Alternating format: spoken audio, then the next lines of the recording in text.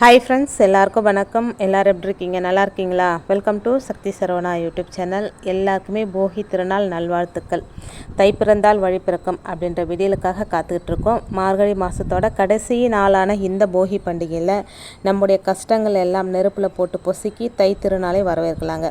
நாளைய தினம் போகி கொளுத்தக்கூடிய சரியான நேரம் எது மற்றும் நம்ம வீட்டில் தரித்திரத்தை கொடுக்கும் எந்தெந்த பொருட்களை எல்லாம் போகி நெருப்பில் போடணும், எந்தெந்த பொருட்களை எல்லாம் போகி நெருப்பில் போடக்கூடாது. அது மட்டும் இல்லாமல் ஞாயிற்றுக்கிழமையோடு வந்திருக்கிற இந்த போகி பண்டிகையில் நம்மளுடைய கண் திருஷ்டியெல்லாம் போகிறதுக்கு எந்த மாதிரி திருஷ்டி சுற்றி போட்டுக்கணும், குலதெய்வ வழிபாடு பண்ணணும் அப்படியெல்லாம் இந்த வீடியோவில் தெளிவாக பார்க்கலாம் வாங்க. கூடுமான வரைக்கும் நாளைய தினம் அதிகமாக புகை போடுறதை நம்ம குறைச்சிக்கலாங்க. காரணம் என்னென்னா, நம்முடைய சுற்றுச்சூழல் மாசுபாடு அதிகமாகக்கூடாது அப்படின்றதுக்காக.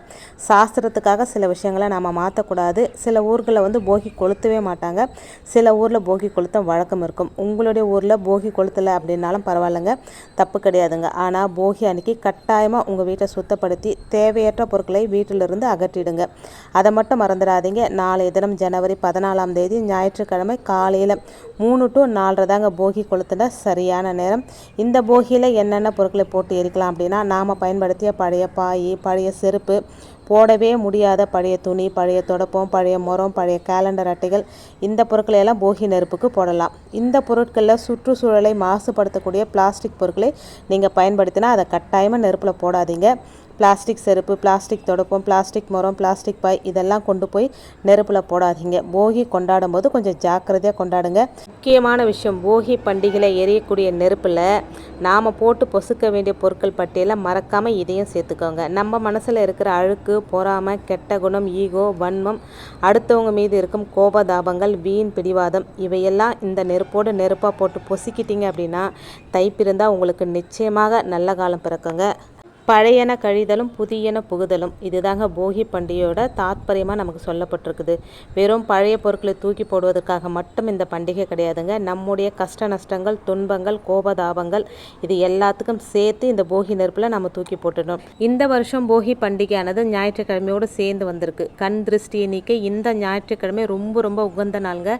நம்ம வீட்டில் இருக்கிற தேவையற்ற பொருட்களை எல்லாம் இந்த போகி நெருப்பில் எப்படி வெளியேற்றுறோமோ அதே போல் நம்ம உடம்பை பிடிச்சிருக்கும் கண் திருஷ்டி, பீட, தரித்திரத்தையும் வெளியேற்ற இந்த போகி நாளில் நாம் செய்ய வேண்டிய ஒரு பரிகாரம் இருக்குங்க.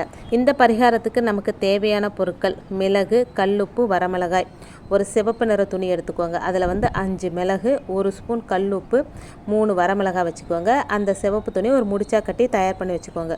உங்கள் வீட்டில் எத்தனை பேர் இருக்கீங்களோ அத்தனை பேருக்கும் தனித்தனியாக முடிச்சு தயார் பண்ணி வச்சுக்கோங்க. போகி நெருப்பு கொளுத்துற சமயத்தில் நீங்கள் எல்லாரும் அந்த போகி நெருப்புக்கு முன்னாடி சுற்றி நின்றுட்டு சிவப்பு நிற துணியில் கட்டி வச்சுருக்கிற இந்த முடிச்சை இடது கையால் எடுத்து தலையை 3 முறை சுற்றி அந்த நெருப்பில் போட்டுணுங்க. குழந்தைகளுக்கு அம்மா செய்யலாம், கணவருக்கு மனைவி செய்யலாம். உங்களுக்கு நீங்களே கூட இந்த தலையை சுற்றி இந்த திருஷ்டி கடிச்சுக்கிற பரிகாரத்தை செஞ்சுக்கலாங்க. போகி பண்டிகை அன்னைக்கு இப்படி செய்கிறதுனால உங்கள் உடம்பை பிடிச்சிருக்கிற பீடை, கண் திருஷ்டி எல்லாமே நீங்கிடுங்க அப்படின்றது நம்பிக்கையாக சொல்லப்பட்டிருக்குங்க. இந்த முடிச்சு அந்த போகி நெருப்பில் போடும்போது உங்கள் உடம்பை பிடிச்ச கண் திருஷ்டி எல்லாம் அந்த நெருப்போடு நெருப்பாக எரிந்து வெடித்து சிதறி பொசுங்கி போயிடுங்க.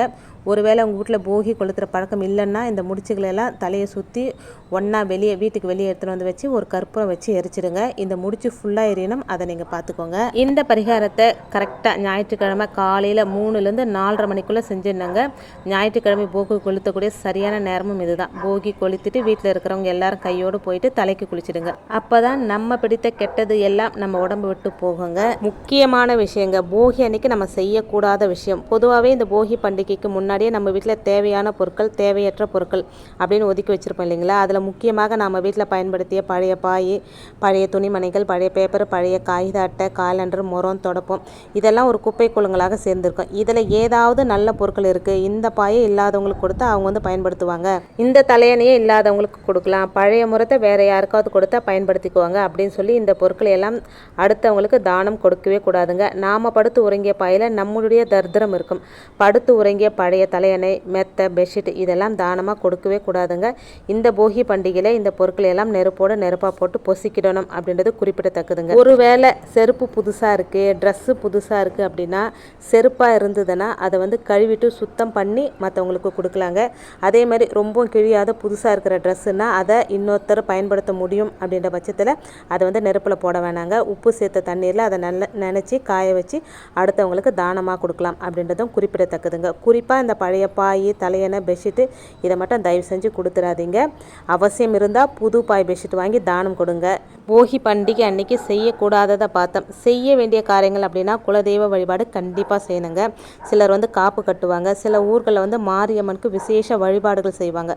போகியெல்லாம் நல்லபடியாக போட்டுட்டு குளிச்சுட்டு முதல்ல நம்ம குலதெய்வத்தை வழிபாடு செய்யணுங்க. இந்த வழிபாடு செய்வதற்கான நேரத்தை நம்ம பார்த்தோம்னா காலையில் 6லேருந்து 7:30 மணி வரைக்கும் செய்யலாங்க. அது தவறுனா மாலையில் 5:30 மணிலேருந்து ராத்திரி 10 மணிக்குள்ளாக இந்த வழிபாட்டை செய்யணுங்க. இந்த வழிபாட்டுக்கு நமக்கு தேவையானது ஒரு சொம்பு நிறைய சுத்தமான தண்ணி, சின்ன அளவிலான குடம் இருந்தால் அதையும் வச்சு வழிபடலாங்க. இந்த தண்ணீரை கொஞ்சம் வேப்பையில, துளசி இலை, மஞ்சள் 3த்தையும் கலந்து வச்சுடுங்க. முடிஞ்சால் கொஞ்சம் பச்சை கற்பூரம், ஏலக்காயும் அதில் போட்டுக்கோங்க.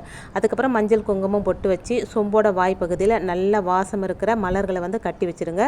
இப்போ சொம்பில் உங்கள் குலதெய்வம் அமர்ந்துருச்சு அப்படின்னு அர்த்தங்க. இதை உங்கள் பூஜை அறையில் வச்சுருங்க.